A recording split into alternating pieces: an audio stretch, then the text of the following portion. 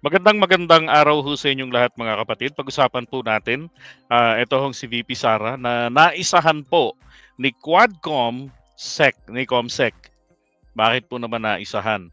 Abay, sino ho ba naman ang mag-aakala doon na yung kanyang ginawa hong pagpunta magiging mitya pala para siya ay mapareceive sa kanya yung tawag dito, yung invitation. Okay, invitation pa lang naman kasi ang para sa kanya eh. Doon ho sa Quadcom. 'Di ba? I don't know kung napanood ninyo yon. Talaga ho, nanlaki yung mata dyan ni VP Sara. No. Ito, yan, pinakita sa kanya. So yung mga osisero. Ito layo-layo eh. 'Di ba? Ano yan? What's that? Maganda yan si COMSEC. Nakita ko na yun sa personal eh. Ayun, ang laki yung mata, nagulat. Diba? Pero no choice siya eh. At ang ending, pumirma na lang siya, tinanggap niya. Diba? Ito po yung video.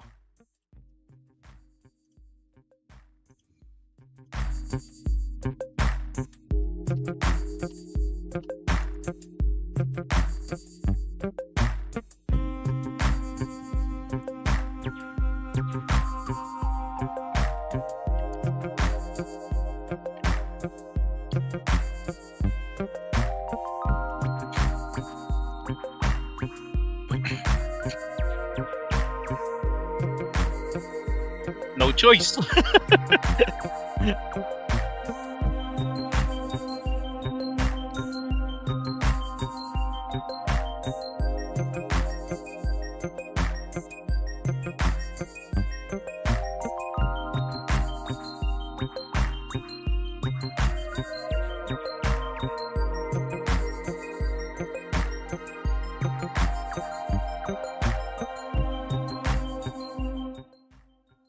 Alright, ito naman yung kanyang binabasa.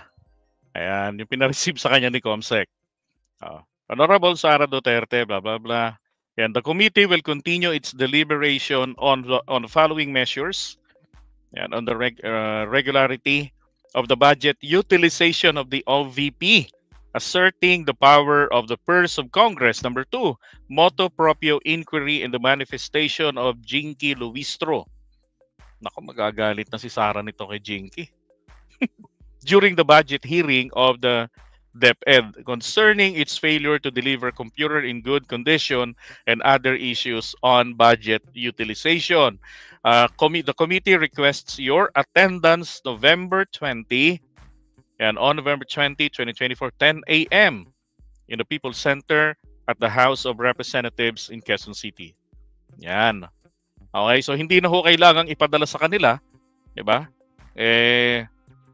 Kasi ang problema, pag nagpapadala po ang Kongreso, ang Quadcom sa kanila o yung Committee on Good Government, ayaw ho tanggapin. Meron siyang staff na ayaw tanggapin.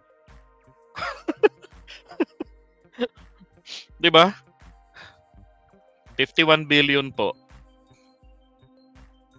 'Di ba? Ayaw tanggapin. Bakit ayaw tanggapin? 'Di ba? Dapat ho diyan pag may mga ganyan tatanggapin. Hindi naman kasi attendance yan eh. Tanggapin. Then bahala na yung kanyang amo kung ito ba ay dadalo. 'Di ba?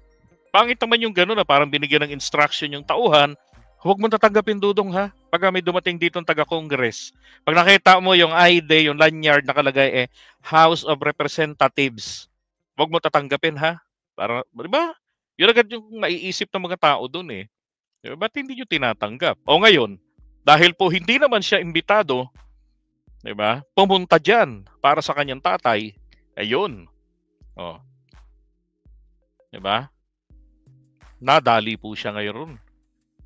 Actually, 2 hits nga po dapat yan eh. Kung si Digong pumirma ng bank waiver secrecy, tapos si Sara po yung kasunod, kahiyaan na yun. Di ba? Pumirma na tatay mo, ikaw hindi ka pa pipirma. Wala na sa posisyon yun, ikaw nasa posisyon pa. Bilang vice president. Kung malinis ka, pirma. Di ba, Glenn? Di ba?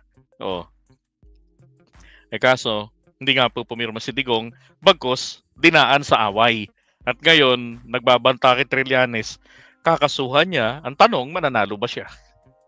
Pipirma rin ba siya ng bank secrecy waiver para magkaroon ng patas na paraan si Trillanes sa korte, mapatunayan yung kanyang aligasyon. Kasi kailangan ni Trillanes yun eh. Kailangan si Duterte mismo magbukas ng susi, kumbaga, 'di ba, ng padlock. So rito, kailangan po ni VP Sara dumalo. Anyway, sabi naman niya, malayo naman, sabi niya, malayo yung chance na siya po'y pumunta. Sabi niya noong nakaraan, sabi niya, if I feel fighting, then I might attend. 'Di ba? Kung feel niyang makipag-away, baka sakali na siya ho ay pumunta. Pag ginamit po yung might, o imbis of may or will, ang will, ibig sabihin na I will attend, siguradong ako'y pupunta. Maaasahan natin to. Pag sinabing I may attend, baka sakali akong pumunta. Pero pag sinabing might, nako po, parang suntok sa araw ho yun. O suntok sa buwan. Pupunta, pero yung chance parang ewan ko saan mo hahanapin kung totoong mangyayari. Ganun po kalayo ang ibig sabihin ng might. Ayun sinabi niya, I might attend. 'Di ba? Pero kasiraan niya na to pag di pa siya nagpakita. At saka ilabas ho nila si Mary Grace Piatos. Sino ba si Mary Grace Piatos? 'Di ba? Oo. Magkano TF mo? Adik ka ba? Okay, dalawang tanong. Ang TF ko po 51 billion pesos. Adik po ba ako? Hindi po ako adik. Okay? I'm not. Ano pa? Next question. Alam nyo, dapat kaysa nagaganyan kayo, dapat nakikinig kayo para naiintindihan kayo. Ganun ho.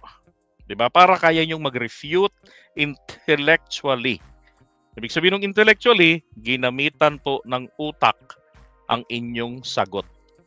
Okay? Okay, so ngayon, alisin muna natin to. Yon, ang tanong ngayon, dadating ba si Sara? Darating naman po si Sara, tingin ko dyan. Ayan, si Chua yung chairman.